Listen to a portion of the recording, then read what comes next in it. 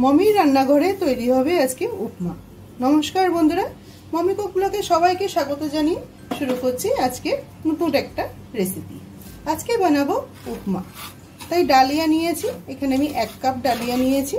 ডালিয়াটা low to medium আঁচ করে আমি হালকা করে ভেজে নেব, যতক্ষণে না ডালিয়ার থেকে একটা আটার গন্ধ আসছে। অ্যাকচুয়ালি ডালিয়াটা তো গমের যে ছোট দানা হয়, ভাঙা দানা, তার থেকেই ডালিয়াটা তৈরি হয়। এটা কিন্তু খুব হেলদি একটা রেসিপি বন্ধুরা, ভিডিওটাকে স্কিপ করো না, পুরো ভিডিওটা দেখতে থাকো। খুব হেলদি রেসিপি এটা।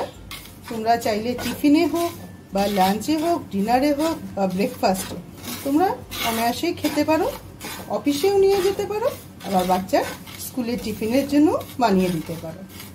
ডালিয়াটা আমার ভাজা হয়ে গেছে, খুব সুন্দর একটা ফ্লেভার বেরিয়েছে। আর ডালিয়াটা দেখো ভাজতে ভাজতে অনেকটা সাদাটে টাইপের হয়ে গেছে। এবার আমি নামিয়ে নেব। ফ্রাই প্যানটা বসিয়ে এর মধ্যে দিয়ে দেবো সাদা তেল।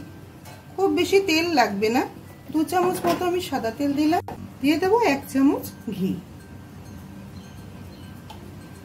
এবার দেখো আমি এখানে নিয়েছি 1 চামচ অরহর ডাল নিয়েছি, 1 চামচ নিয়েছি ছোলার ডাল।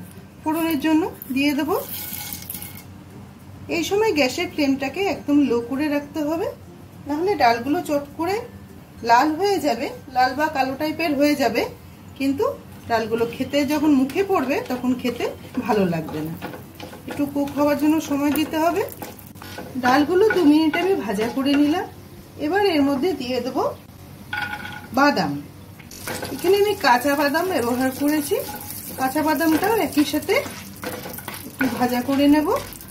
দিয়ে দেবো কয়েকটা কাজু। কাজুটাও একই সাথে একটু নেড়ে নিয়ে এবার এর মধ্যে ফোড়নে দিয়ে দেব অল্প করে সর্ষে। এখানে কালো সর্ষে ফোড়ন দিচ্ছি। দিয়ে দেবো 2টো কাঁচা লঙ্কা ও অল্প করে সাদা জিরে, একদমই অল্প করে দিয়ে দিলাম। ফোড়নটা একটু ভাজা হয়ে গেলে দিয়ে দেব ছোট ছোট করে স্লাইস করে আমি কেটে নিয়েছি নারকেল। নারকেলটা দিয়ে দেব। এখানে নিয়েছি ছোট ডুমো করে কেটে রাখা গাজর, দিয়েছি ছোট করে কেটে রাখা আলু। সব উপকরণের সাথে 2 মিনিট নাড়াচাড়া করে নেব।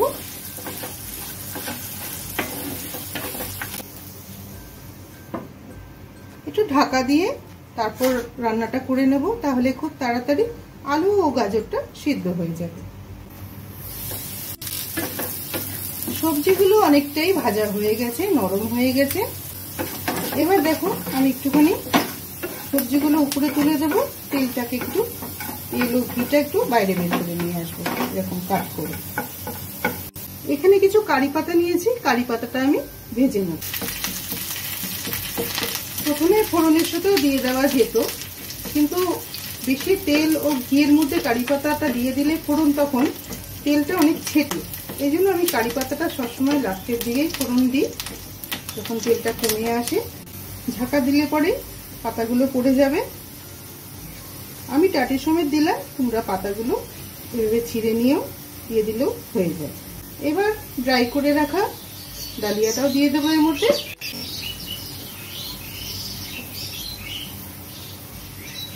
ডালিয়াটাও 2 মিনিট আমি একই সঙ্গে ভাজা করে নেব। খুব বেশি সময় লাগে না রান্নাটা তৈরি হতে, 10 মিনিট সময়ে তৈরি হয়ে যায় উপমা। দারুণ টেস্টি রেসিপি, সাথে খুব স্বাস্থ্যকর। ডালিয়াটাও সব উপকরণের সঙ্গে ভালো করে ভাজা করে নিলাম 2 মিনিট। এবার আমি জল দিয়ে দেবো। যে কাপ মেপে আমি ডালিয়াটা নিয়েছিলাম সেই কাপ মেপে জলটা দিতে হবে। তোমরা যেই পাত্রে মেপে তোমরা ডালিয়াটা নেবে সেই পাত্র মেপেই কিন্তু জলটা দেবে, তাহলে দারুণ ঝরঝরে উপমা তৈরি হয়ে যাবে। আমি এখানে দিয়ে দেবো 2 কাপ জল। 1 কাপ উপমার জন্য 2 কাপ জল দিতে হবে। এবার আমি দিয়ে দেবো স্বাদ মতো নুন। 2 মিনিটের জন্য ঢাকা দিয়ে দেবো।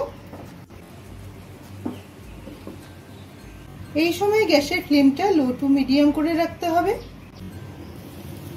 দেখো কত সুন্দর ঝরঝরে তৈরি হয়ে গেছে উপমা। খুব সহজ পদ্ধতি, খুব তাড়াতাড়ি রান্নাটি হয়েও যায়। দেখো খুব সুন্দর হয়েছে, একদম ঝরঝরে হয়েছে। দেখো মাপটা যদি তোমরা ঠিক করে নিয়ে নাও তাহলে খুব ঝরঝরে এইভাবে তৈরি হয়ে যাবে উপমা। এবার এই অবস্থাতেই আমি 2 মিনিটের জন্য ঢাকা দিয়ে গ্যাসটা বন্ধ করে রেখে দেব। তারপর আমি সার্ভ করে দেখাবো তোমাদের উপমাটা কীরকম হলো।